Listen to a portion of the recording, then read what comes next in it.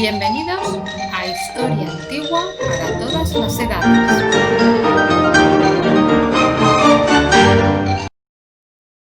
Os hablaba hace unos capítulos sobre lo que era un mito.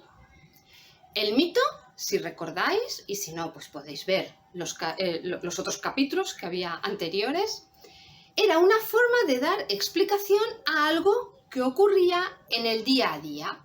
Por ejemplo, los rayos en las tormentas, que eran cosa de Zeus para los griegos, o cómo funcionaban los volcanes, que si recordáis estaban relacionados con los cíclopes, o sobre cómo se sucedían las estaciones de Perséfone.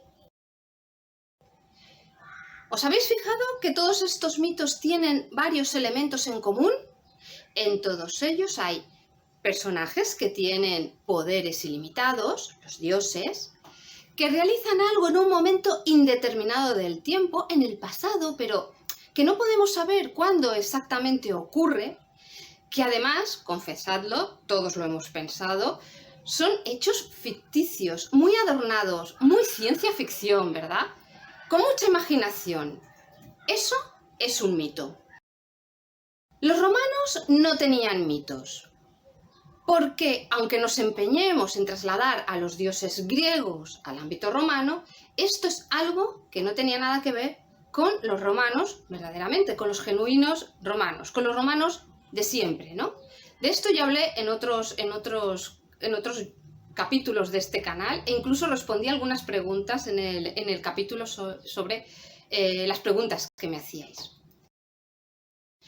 Los romanos tenían sus propias historias, pero no eran mitos, ojo. Los romanos tenían leyendas o historias, como ya os he dicho. ¿En qué se diferencian los mitos de las leyendas o historias? En que las historias son hechos que se pueden delimitar en el tiempo, que son muy reales, que los realizan personas históricas, no dioses, que a veces están presentes, sí, estos dioses, pero son muy secundarios, no son los protagonistas, que no están adornados tampoco, ni realizan ninguna actividad mágica, nada extraño, nada sobrenatural. Los personajes son personas de carne y hueso, como sois vosotros, vosotras, o como puedo ser yo. Además, los romanos no entienden estos actos como algo irreal, sino todo lo contrario. Para ellos son hechos históricos, son historia, son su historia. Es algo que salía en los libros de historia romanos. Hoy os voy a contar la historia de cómo Eneas llegó a Italia y la que lió allí. Porque un oráculo le predijo que iba a ser el fundador de un gran pueblo, que llegaría a ser poderoso en todo el Mediterráneo, el pueblo romano. La historia nos la cuenta un escritor romano que se llamaba Virgilio. Este escritor vivió en el siglo I después de Cristo y era un escritor de la corte. Podríamos decir que era el escritor de la corte del emperador Augusto. ¿Conocéis al emperador Augusto? Aquí lo tenéis. Este es Augusto, os lo presento. Augusto fue el primer emperador de Roma. El tema de la palabra emperador es bastante complicado, porque hoy la entendemos de una manera, pero los romanos la entendían de una forma bastante diferente. La palabra imperator para un romano significaba general militar. Un imperator tenía el poder del imperium, el poder de los ejércitos. Con el tiempo, esta palabra cambia su significado y ahora entendemos a un emperador como la persona que gobierna sobre un imperio. La palabra imperar viene de imperator, que significa mandar. Así que imperadores romanos tenemos muchos, pero no con el sentido que hoy le damos, porque generales romanos, imperatores, hubo durante toda la historia de Roma.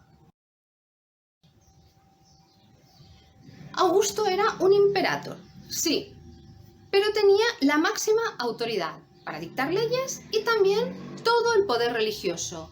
Así que si alguien tiene el poder de dictar leyes, legislativo, de ejecutarlas, ejecutivo, y de controlar la vida religiosa de todo el mundo, tenía todo el poder que se podía tener en la antigua Roma.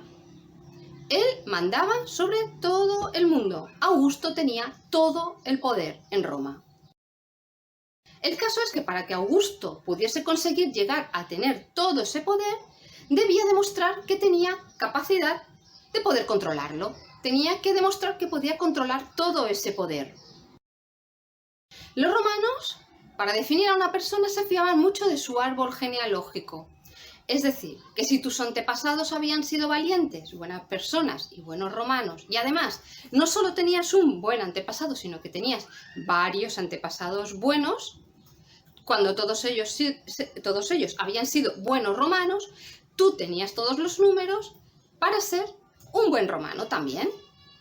Imaginaos si además de tener todos estos antepasados buenísimos romanos, resulta que eres descendiente de un dios, y ese dios es nada más y nada menos que Marte.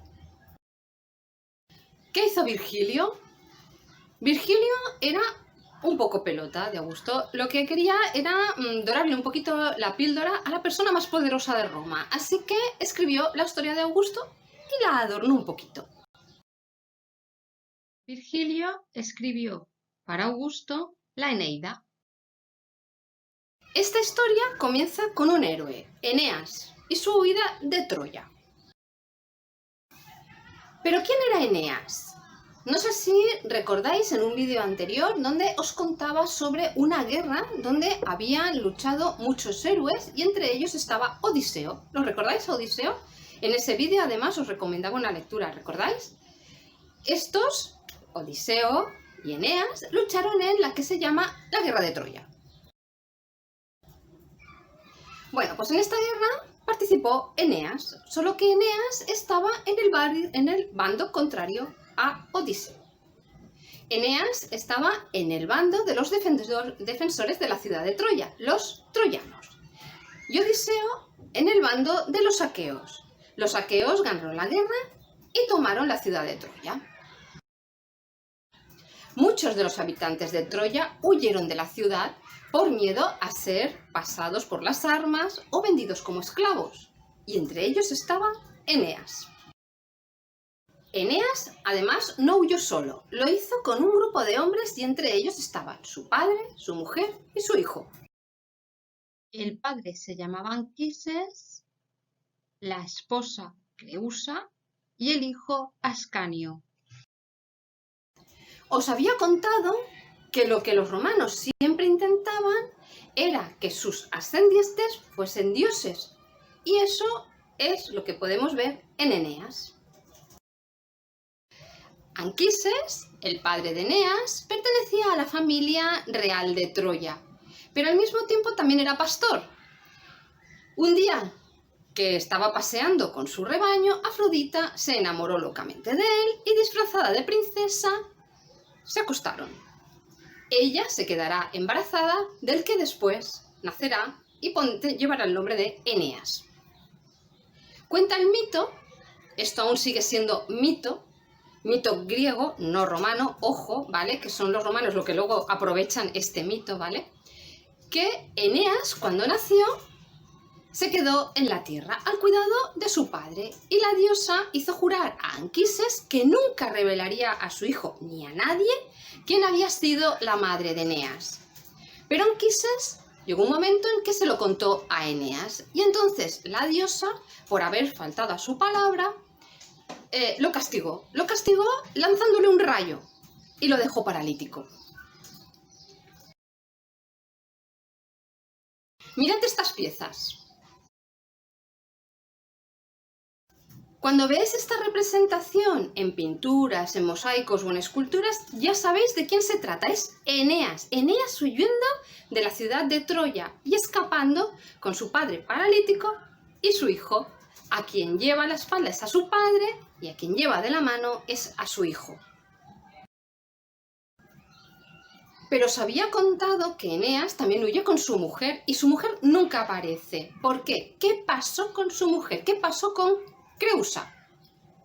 Creusa era la hija de Príamo y de Hécuba, los reyes de Troya. No sé si recordáis la película Troya, ¿vale? O sea que Creusa era la hermana de Héctor y Paris, ¿no? Si recordáis la historia de Paris, Paris fue quien raptó a Helena de Esparta, se la llevó a Troya, la convirtió en Helena de Troya, y fue por este motivo que comenzó la guerra de Troya, cuando el marido de Helena intentó recuperar a su mujer. ¿Y por qué Creusa no aparece en las representaciones junto a su suegro, su marido y su hijo? Pues porque Creusa fue raptada por su suegra. ¿Recordáis quién era la suegra? Sí, Afrodita, ¿verdad? Así que hay un momento en el que Afrodita hace desaparecer a Creusa y Creusa no aparece huyendo de la ciudad de Troya. Pero nadie sabe qué pasa con Creusa. Hasta aquí más o menos es el mito.